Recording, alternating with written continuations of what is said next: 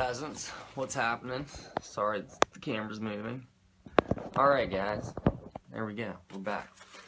Welcome, peasants, peons, plebes,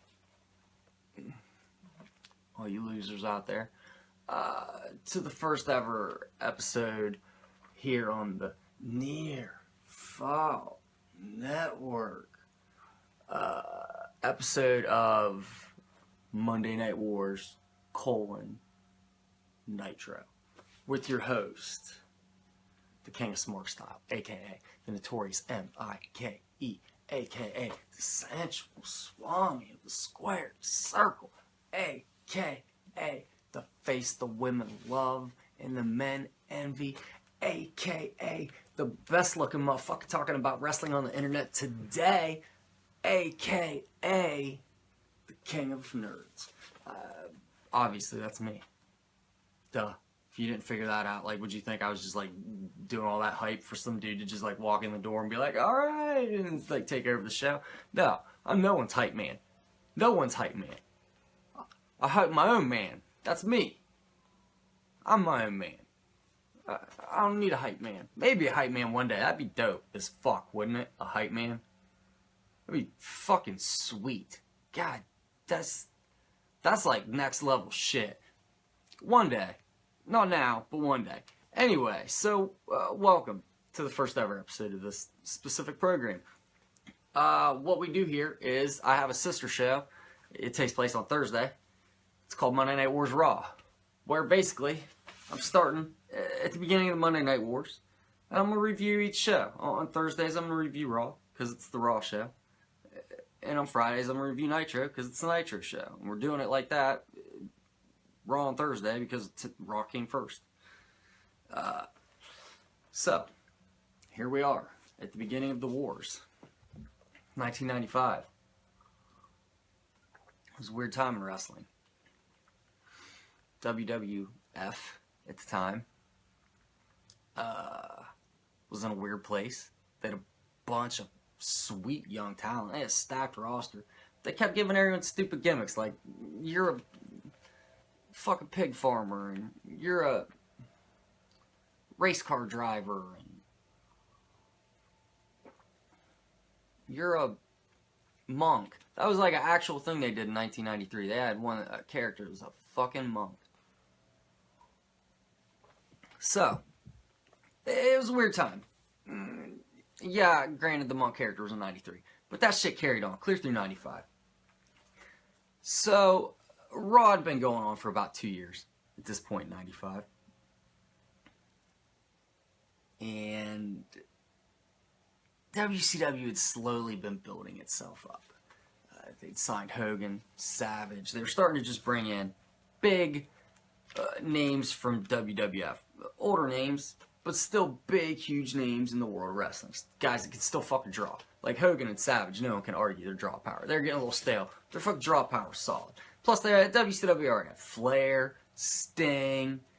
You know, they were looking good. So, WCW decides they're going to take a shot at the reigning, defending heavyweight champion of the world. And they're going to go on Monday nights as well. So, if you watch yesterday's Raw edition, there wasn't a Raw. When WCW, they did it brilliant as fuck. USA Network used to take Raw off all the time for dumb bullshit. Dog shows. It's just dumb bullshit all the time. And it's shit they would never do now. Like, Raw never gets taken off for anything now. But back in the day, it was just like, fuck Raw. It shit drove me crazy as a kid. Drove me fucking crazy as a kid to know that I was going to not be able to see wrestling because of a fucking dog show. So, here we are. That brings us to September 4th, 1995, the day before my 14th birthday. I am sitting at home. Go to turn fucking Raw on. What do we got? We got a motherfucking dog show. The day before my fucking birthday. My birthday is in like 4 hours. You sons of bitches are gonna take off my fucking wrestling programming. So I'm like, shit, what am I going to do, man? I'm sitting there on my fucking bedroom floor. I can specifically remember this, man. I had this turquoise carpet. I was sitting with my back up against my futon. I didn't have a bed, motherfuckers. I had a futon because I was fucking sweet like that. You know, that shit was like, it's a bed and a couch. Nah, motherfucker, that shit's a couch. I got a couch in my bedroom. I sleep on a couch. So I'm posted up on my futon, and I'm watching my fucking 14-inch TV. And I'm flipping through the channels. I'm probably playing with some action figures, even though I'm probably too old to be playing with action figures. But fuck, man, a little known fact about, like, boys. We play with toys well into our teenage years. We don't get over it until, like, way later on. And sometimes we never get over it ever. So I'm sitting there playing with some fucking toys, probably having wrestling matches. That's what I did. I would watch wrestling, and I had wrestling matches with my action figures, and I had, like, titles, and I had, like, 6 different champions, 7 different champions. I had all these, like, champions and belts. My shit was like New Japan Wrestling with all the fucking titles. It was insane, right? So I'd sit there, and, like, they all had finishing moves and shit like that, and I had this sweet fucking, like, superposable Wolverine figure. His finishing move, because, like, you could pose him, he was, like, German suplex. Anyway, we're getting off topic. So I'm sitting there, and I'm flipping through the channels, pissed clean off, and I come across WCW Nitro. And I'm like, you know, man, I'm somewhat familiar with WCW. I wasn't like a big WCW guy. Not a big WCW guy by any means at this point in life. I was pretty strictly WWF. But I was, like, familiar with WCW. One of my best friends, David Patterson, he's been, like, one of my best friends since we were, like, 6 years old. Probably later than that, like 9 years old. Anyway, this dude watched WCW, so I would stay at his house on the weekends, and we would watch WCW Saturday night on TBS, home of the mothership, if you will. So let me tell you, baby, there's a home of the mothership here at WCW. Shit was way too southern for me. Didn't like the cut of that jib. Cut of the jib down there. It was way too southern. I didn't like WCW. I lived in a place where people could not pronounce W. They said W. And it pissed me clean off. I hated it. I hated living surrounded by these fucking uneducated fuckwad hillbillies. I hated it.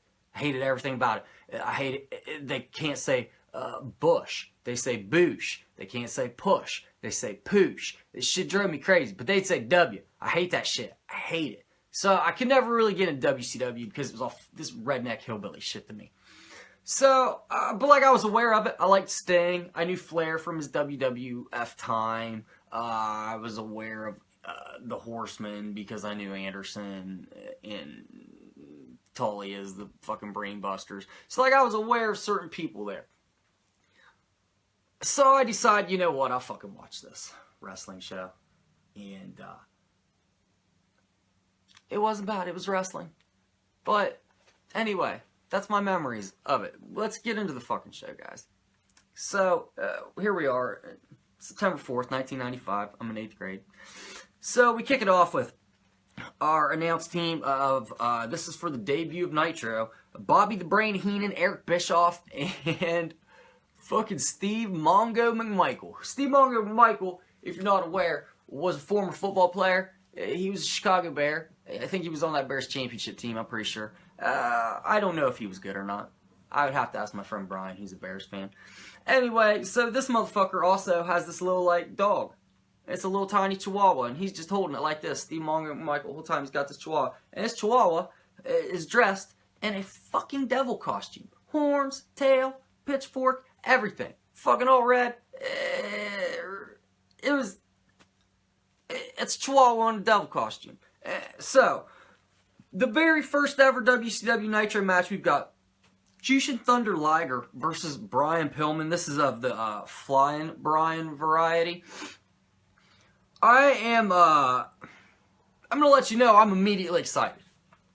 Immediately fucking excited. Immediately excited. Luger. Later on. We'll get into that later. Jushin Thunder freaking Liger versus Flying Brian Pillman. This match is going to be great. This is going to be an insanely good match. Like, there's no way that this match is not amazing.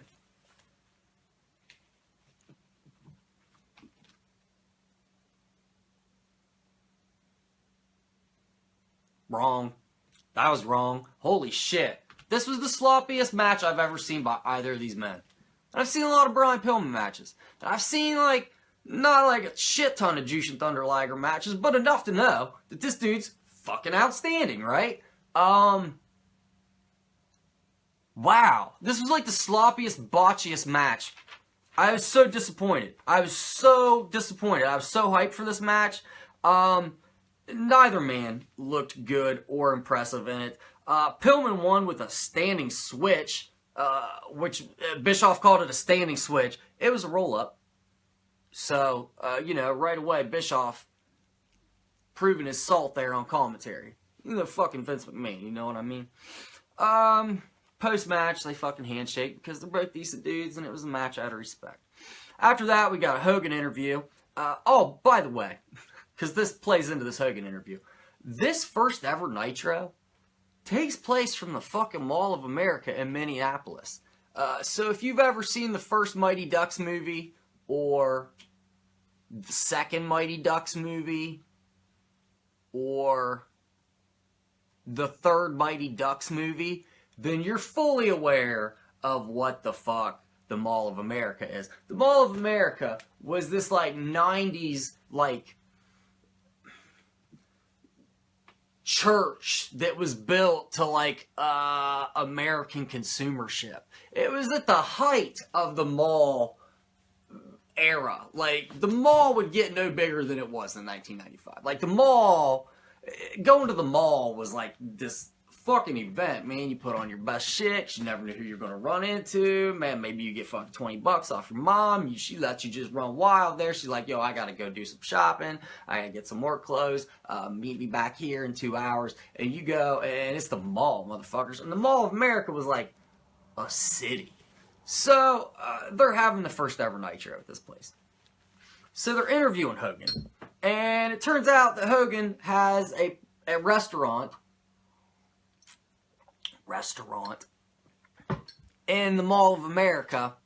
It's not like so much a restaurant. It's more like a food court restaurant. You know, I'm fucking talking about food court restaurant. Like, you don't go in and sit down. You go up and you get like, yo, let me get, like Charlie's Steakery. You're like, yo, let me get the chicken Philly cheese and let me get the loaded fries. And then you get your tray and you go fucking try and find a seat. You're like, what about over there? And you're like, no, there's like air conditioning vents right there and then it'll be cold. And you're like, what about over there? And you're like, no, I don't want to sit over there because it smells like the fucking Asian bistro. And everybody knows Asian bistro smells fucking disgusting. Asian bistro, you're no Chinese bistro. And then you like fucking walk around and like, you're like, what about over here? And you're like, no, there's someone sitting over there with all those fucking kids. What about over here? No, it's too close to the fucking play place. I don't want to hear everyone screaming. It was a fucking nightmare. A fucking nightmare.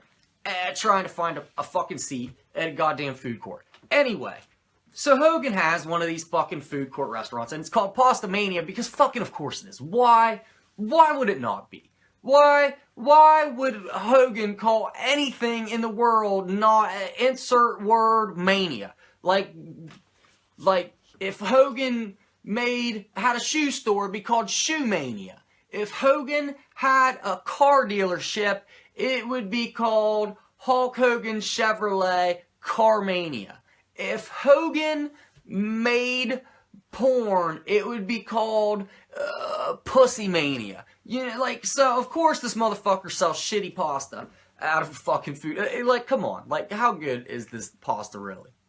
Like, let's be honest. Like, if anyone has ever ate at Pasta Mania, like, this is my new goal, is to find someone that ate at Hulk Hogan's Pasta Mania. Like, let's put this out there into the fucking world. Like, I have questions. Like, the king needs to know, guys. How was the pasta there? Was it like Fazoli's? Like on a scale of, like an hour before Sbarro closes to Fazoli's at 3 in the afternoon. Like, how fucking, like, on the scale of fast food pasta, where did Pasta Mania fall? Or is Pasta Mania maybe, like, so bad that it's now the starting point and Sbarro's pasta an hour before it closes, where they give it to you for basically free, is now, like, 2. So, I don't know. But let's put that out there, guys. Like, get on Twitter, Facebook. Did anyone ever eat at Hulk Hogan's Pastamania? So anyway, they're interviewing fucking Hogan at Pastamania. Holy shit, we got off on a tangent on that one. God, this show's gonna end up being long, guys, just so you know. Fuck me. That's okay, it'll make up for that fucking, like, 12-minute debacle yesterday.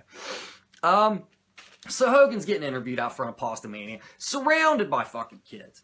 The kids are going mild, at best. They're kind of like, there's like, you can't really tell if they're just like, you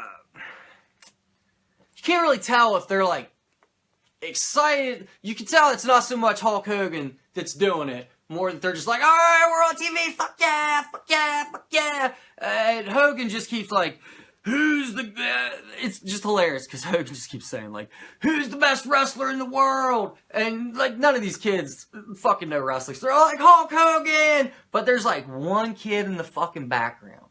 One kid. You can see him back there, and he's back there, and he's just like, they're like, who's the best wrestler in the world? He doesn't say anything. But, like, you can see it on his face. He's like, Bret the Hitman Hart, you son of a bitch. So, Hogan just keeps saying Pastamania over and over, by the way. Like, he's like, what we're going to do is we're going to run wild on WCW like Pastamania runs wild on hunger. What we're going to do is we're going to go in there and shove a fist down his throat like the way people were shoving this Pastamania pasta down their throats because it's so delicious. Like, the man is a true combination of entertainer and entrepreneur. Like, truly, there was no one better at this, except people that are much, much better at this than Hulk Hogan. Anyway, we got Hogan fucking versus Big Bubba, a.k.a. Big Bubba's like post-crisis version of the Big Boss Man. So, anyway, we got Hogan versus Big Bubba for the fucking WCW title night in the main event. Wonder how that goes. Wonder if Big Bubba has a shot at all beating fucking Hulk Hogan. Ever. At any point in either of their fucking careers, ever. Ever.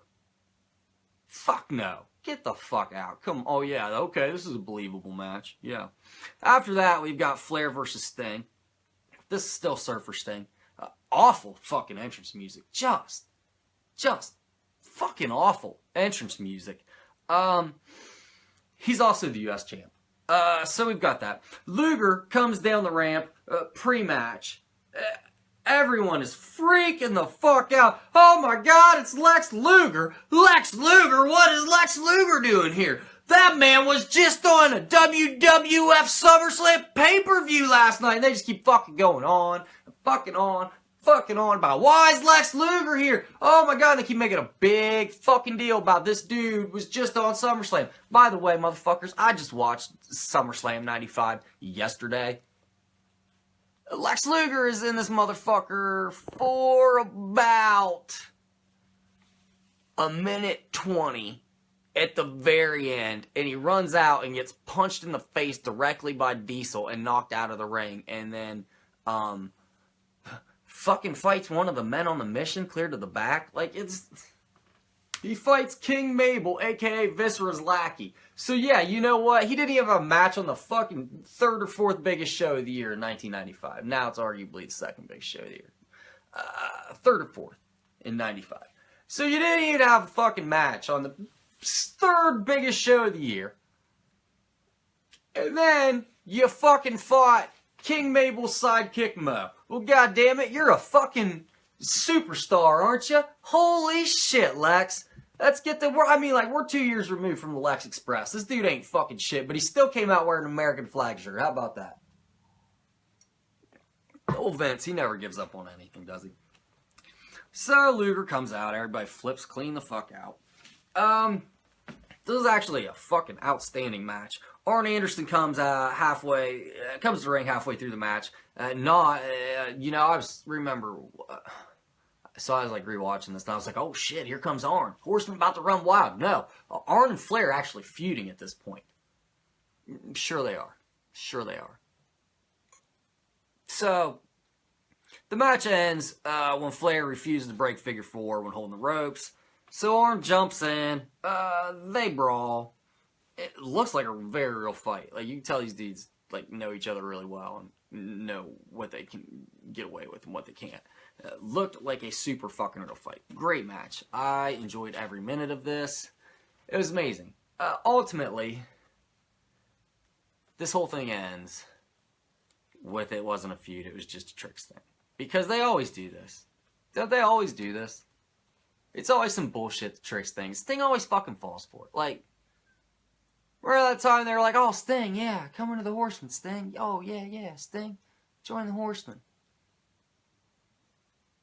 It's definitely not a joke. It's definitely not a trick. It's things like, alright, you know what, I'm going to join the Horsemen. And join the Horsemen, and then it was just like a trick to beat Sting up. And then that time with like Scorpio, like the masked Scorpio, and they were like, oh no, it's definitely not Ric Flair. Flair's like, it's definitely not me. Sting's like, you know what, I don't think it's Flair. It was Flair. And then that time that like Flair turned on the Horseman and was like, I need a partner, Sting. Sting was like, you know what, I don't think they're fucking tricking me this time. And they were. Sting's like the most gullible, dumb fuck wrestler ever. Watch any real like storyline involving Sting is like always Sting. Someone just like fucking being like, hey, I bet we can get him to fall for this. And then he does. I love Sting, but shit, man, for the early, like the first half of his pre-Crow Sting was the dumbest son of a bitch ever. And even like Crow Sting for a while was still kind of dumb. Why you giving motherfuckers baseball bats and turning your back on them? That's just dumb. It's just dumb. Anyway, so after that match,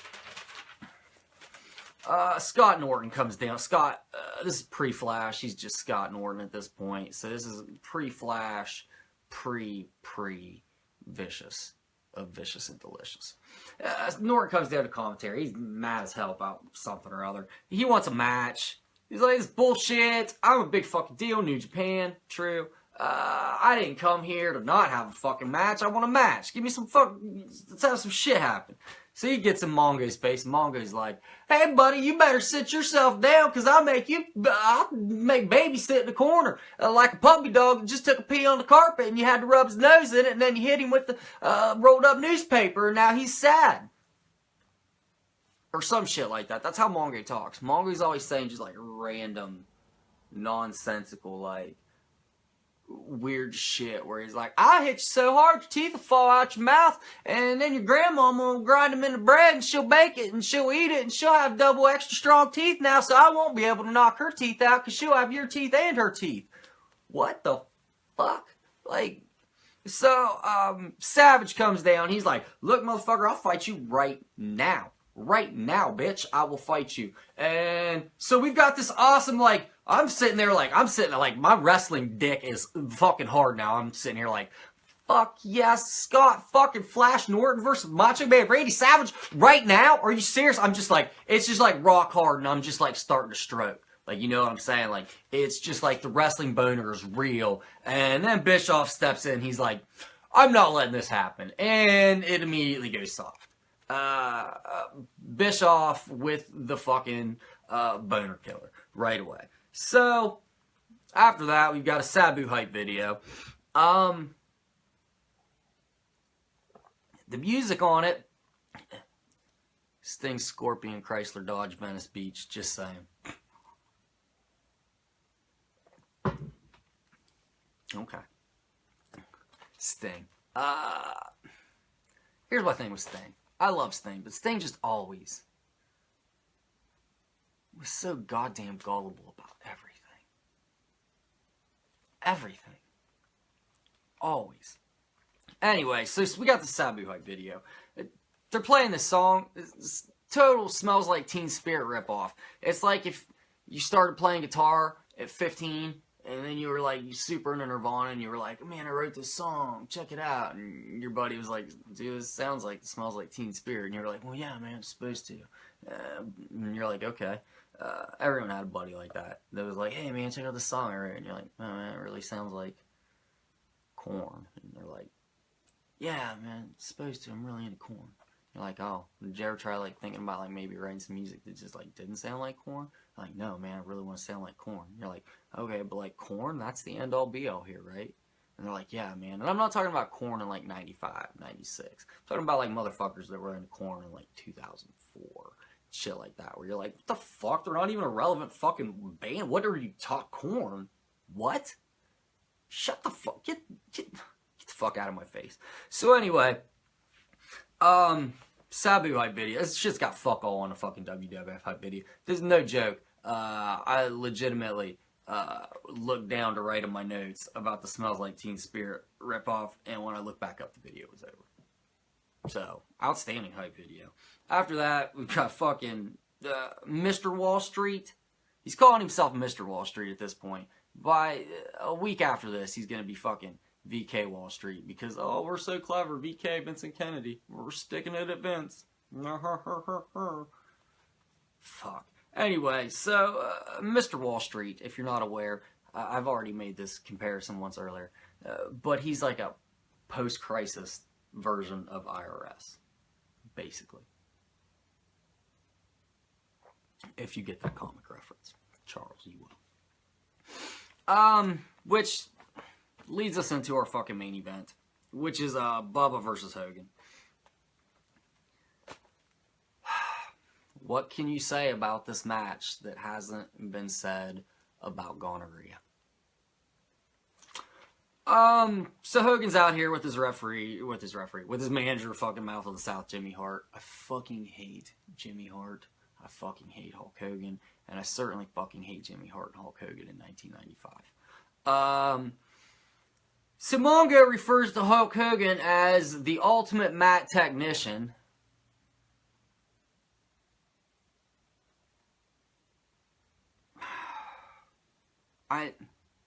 What the? I don't even have fucking word. The ultimate Hulk Hogan. The motherfucker that wins matches with a leg drop. The motherfucker who's like, he does a big boot, he does a leg drop, he does the test of strength, he punches a shit ton, some clotheslines. I'm not bagging on the guy. I am bagging on the guy. Not a fan.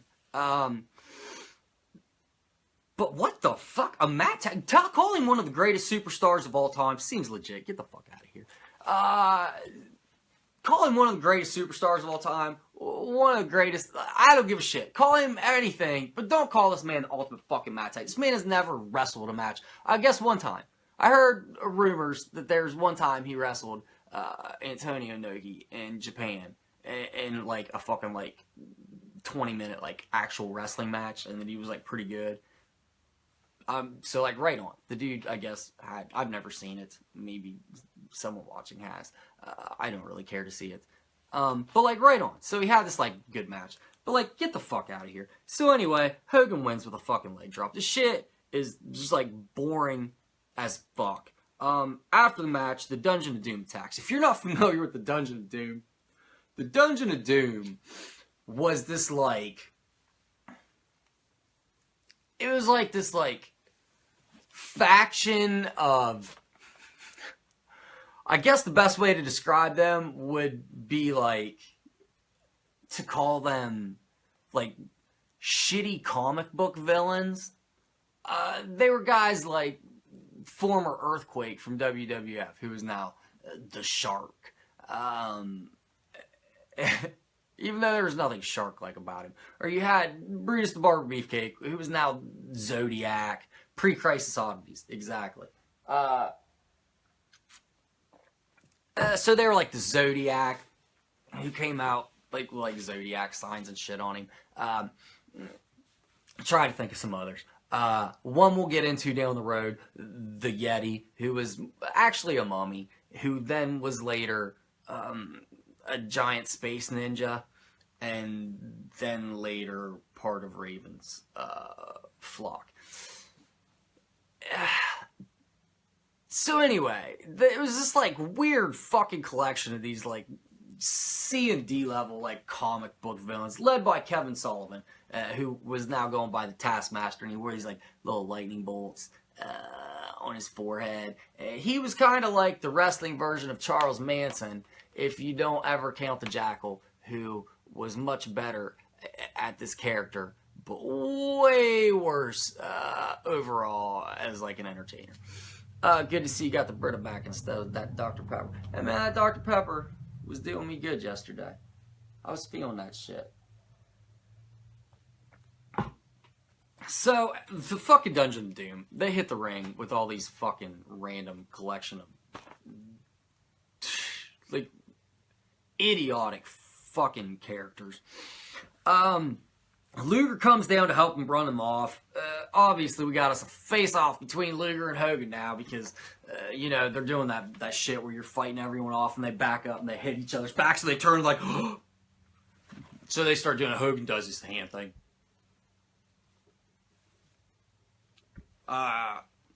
So Savage and Sting come to intervene because, you know, Sting always has to fucking come play the... Alright guys, alright, I'm the peacemaker, I'm the Stingers here, the franchise, everyone, okay. We got Mean Gene, he comes in to interview everyone in the ring. Hogan wants to know why Luger's here.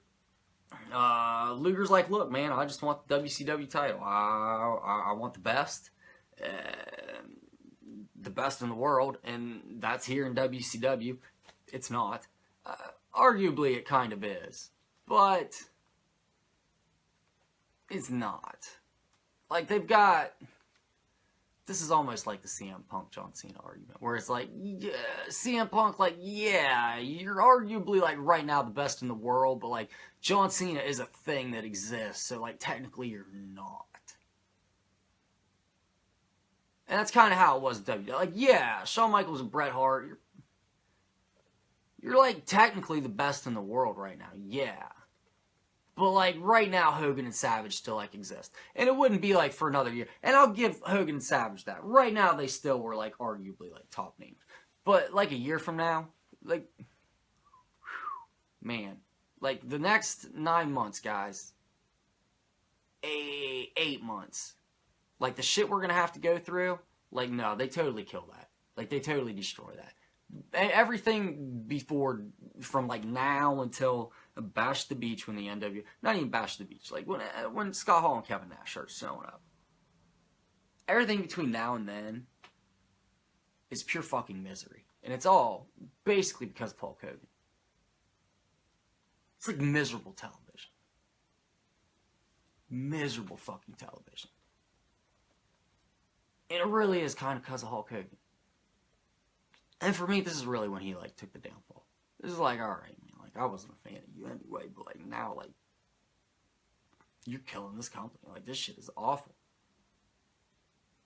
And that's officially when Hulk Hogan, like, I feel like fell off the fucking plateau. So, Hogan's like, look, man, I'll give you the fucking title shot next week. So, next week, we've got that to look forward to. The end of the show is Mongo just rambling until Eric Bischoff cuts him off and says bye. It's like really like Mongo's like, hoo-wee boy, I tell you, he's holding his dog. He's like, hoo-wee boy, I tell you what, we gonna have us a real barn burner fist fight next week when the yellow and red Hulk Hogan take on. I'm not really sure what color Lex Luger gonna be wearing next week. But anyway, when Luger and his mullet take on Hogan and his skull cap buddy, hoo-wee doggy, we gonna have us a showdown at all times. Oh man, let me tell you what, don't put them kids to bed, baby. Let them stay up for a week straight, because you need to be wide awake when you see this. And Eric's just like, okay, that's all we got for tonight, bye. And that's like, look, I'm tossing my fucking notes, because that's where we're at. We're done with the show, and that's how the first ever Nitro ends. And that is how the Monday Night War started, people. That is the very beginning of it right there. That's it. This one wrestling show that had one great match between two fucking Hall of Famers and all-time greats, and then a bunch of narcissistic Hulk Hogan bullshit, and an awful Brian Pillman Jushin Thunder Liger match that should have been fucking great, and the Mall of America, Hogan's Pasta Mania. Telling you, man, the wars don't always begin with a bang. Sometimes they begin with a ruined orgasm. So, next week, title shot, Hogan, Luger. Woo! Bet that's a great match. Anyway, guys, thanks for stopping in. I appreciate it. You guys are awesome. Not as awesome as me, but I am royalty. Anyway, check us out here at the Near Fall Network.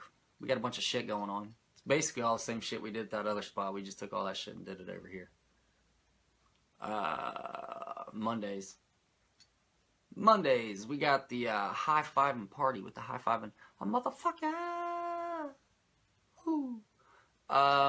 It's not so much like a recap. It's more just like a free-flowing conversation about what's happening on Raw. He doesn't really like recap things for you. He just talks out the main storylines, discusses with you, the viewers, where he thinks things may be headed, what they might be up to or doing. It's a really interesting show. I like that it's got like no real like format. He just kind of segues from a topic to the next topic. It's more like, if I had to describe it as a music genre, the high-fiving party is more like freeform jazz, where you just kind of like just roll into the next song. Man, who knows what we're gonna do? It's like a jam session. On Tuesdays, I do a SmackDown recap. It's not like the Raw. It's not like the high-fiving party. This is more like a strictly like recap. I like to go over everything that happened on the show, break it down for you guys, have like a nice little interesting talk. That's on Tuesdays. We don't have anything on Wednesdays yet. Thursdays, the Nitro thing that you just watched, I do the Raw version of that on Mondays. Or Mondays, on Thursdays. So check that out. And then come back Fridays for this. You're here now, just be here next week. Saturday, it's back. Drive By with Shooter, my favorite wrestling podcast on the internet right now. Make sure you check that out. That's all we got, guys. Thanks for checking us out. Thanks for starting over with us. If you're one of our fans that came with us from the low spot. But that's all we got, guys. I'm not going to hold your week up. I got to go mow my grass. There's shit to do. It's hard to take care of a kingdom. But, like I say every week, have a great week. That's too many weeks all in one sentence. Like I always say at the end of every show, have a great week and I love you.